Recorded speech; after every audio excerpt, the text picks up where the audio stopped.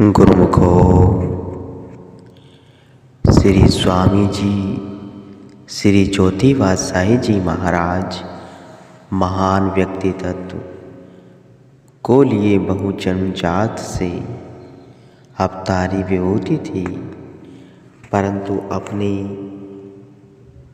गुरु भक्ति के नियम वह सिद्धांतों को सुदृढ़ करने के लिए महान आदर्श स्थापित किया। आपका आचरण में जीवन ही इस बात का प्रत्यक्ष प्रमाण है कि श्री सद्गुरुदेव महाराज जी के सम्मुख आपने जिस योग्यता से श्री आज्ञा एवं श्री मोक्ष को प्राणपण से निभाया, वह सब आपके जीवन की प्रत्येक झलकी से स्पष्ट होता है कि सत्यता और यथार्थता का साकार रूप आपके जीवन झलकियों में इस प्रकार है। एक बार श्री सद्गुरुदेव महाराज जी टल में विराजमान थे। आप भी वहाँ श्री दर्शन के लिए गए।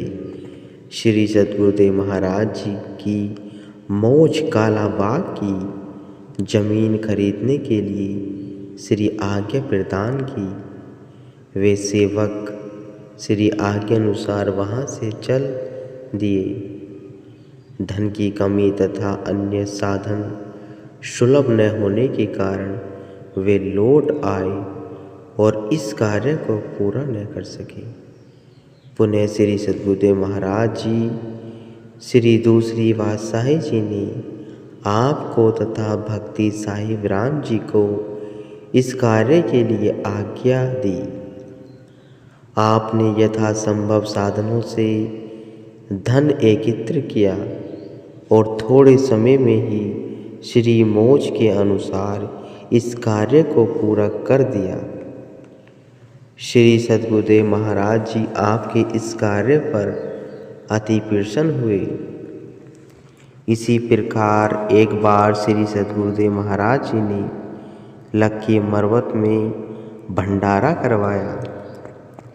इस भंडारे के लिए पूर्ण धनराशि की सेवा आपके जिम्मे लगाई। आपने श्री आज्ञा को शिरोधार्य कर इस कार्य को भी पूर्ण रूप से संपन्न किया।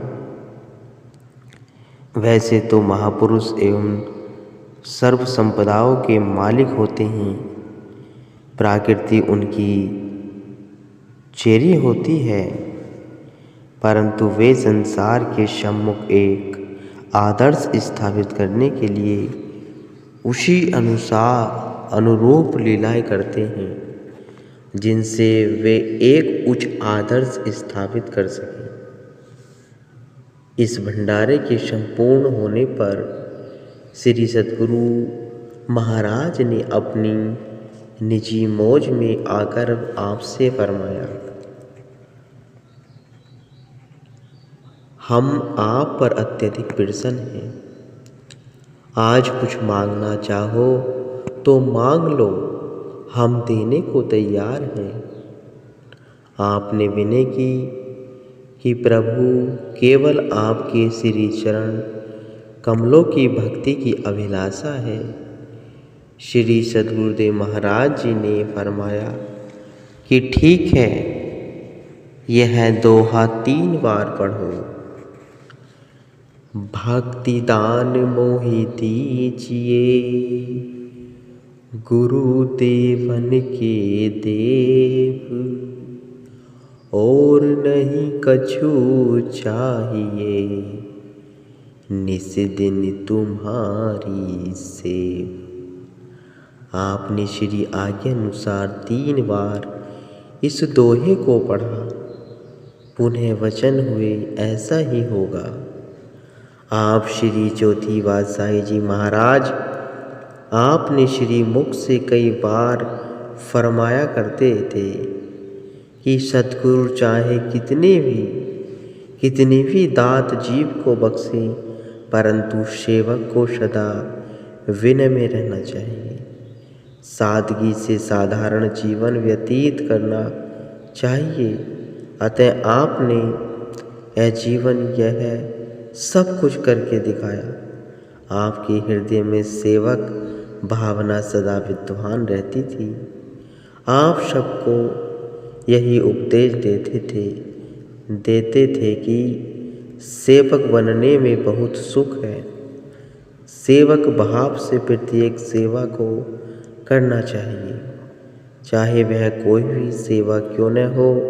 दरबार में सफाई की सेवा करना, दरबार में प्रबंधक बनकर सेवा करना अथवा श्री चरणों की निजी सेवा करना, इन सब में से कोई भी सेवा श्री आज्ञानुसार मिल जाए उसे अत्यंत श्रद्धा एवं विश्वास से दिल लगाकर करना चाहिए।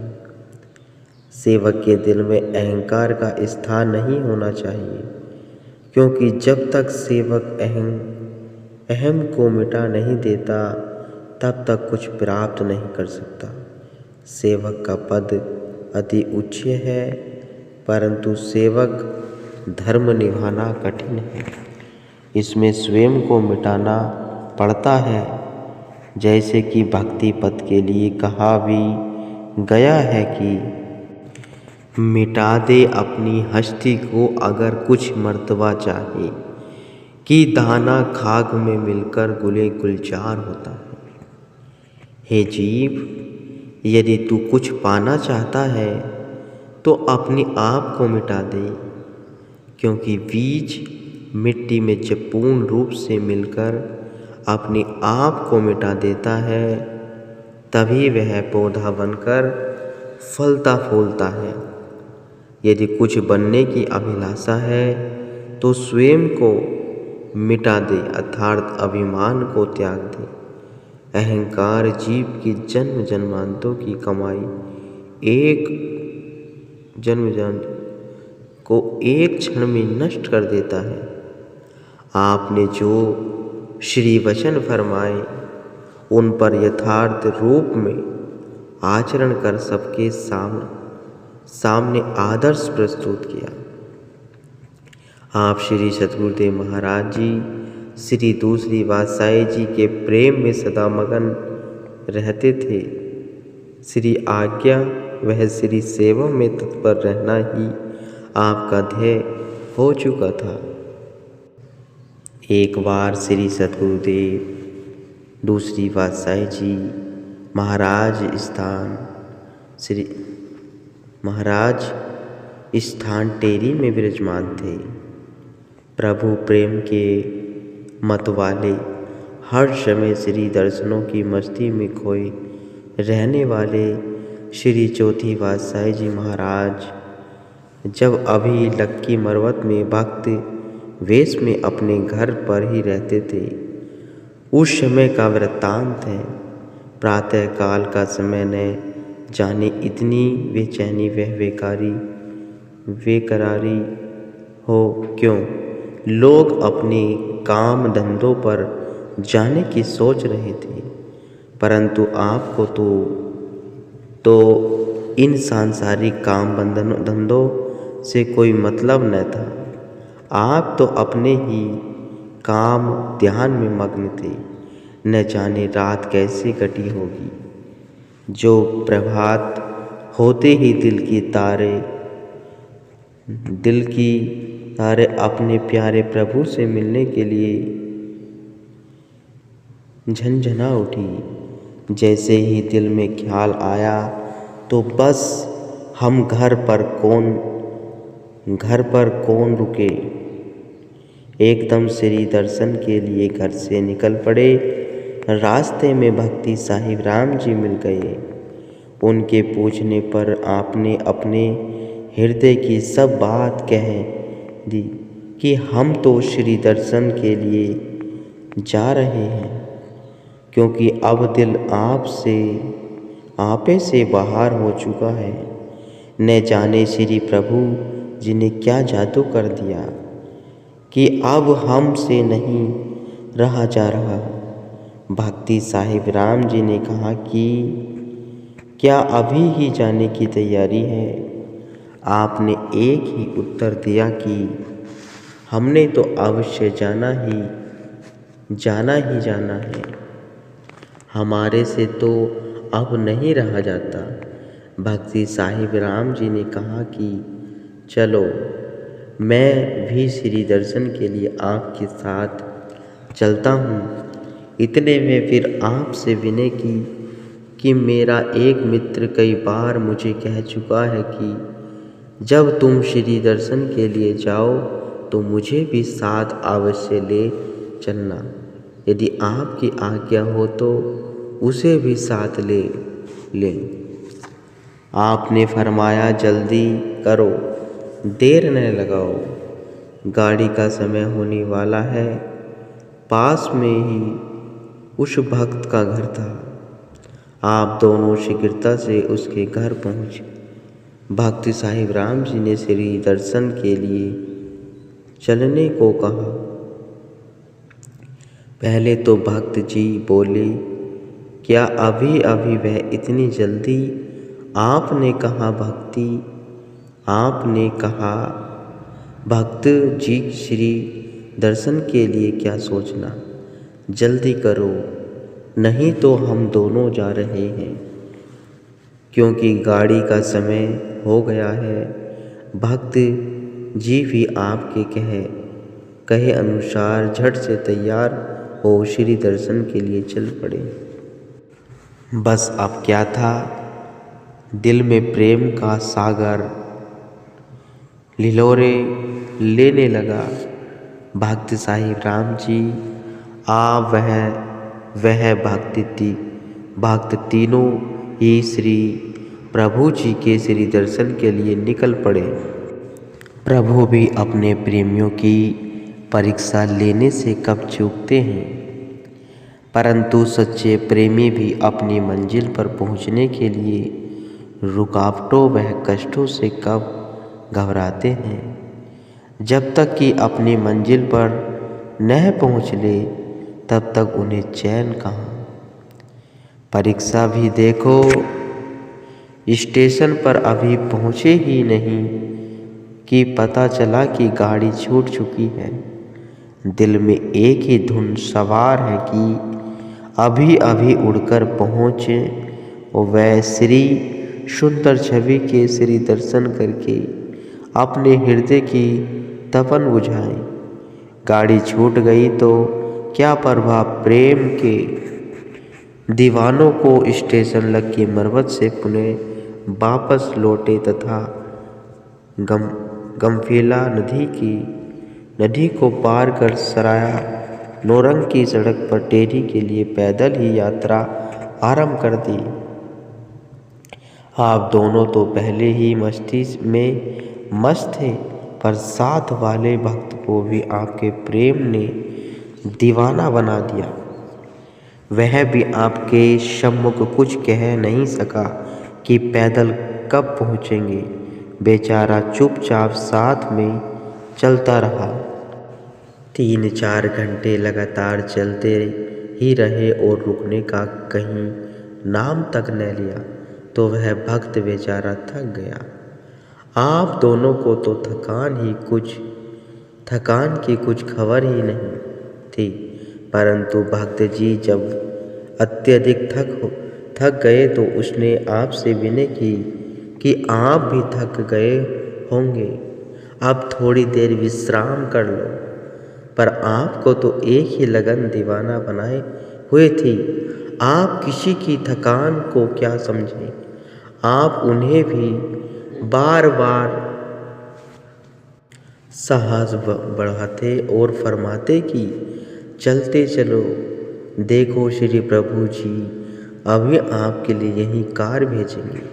इस प्रकार आप चलते ही रहो। रास्ते में उन्हें बहुत थका हुआ जान आप सराय नौरंग की सड़क पर एक छायादार पेड़ के नीचे रुके ही थे कि इतने में एक व्यक्ति सचमुच ही कार लेकर वहां आ पहुंचा।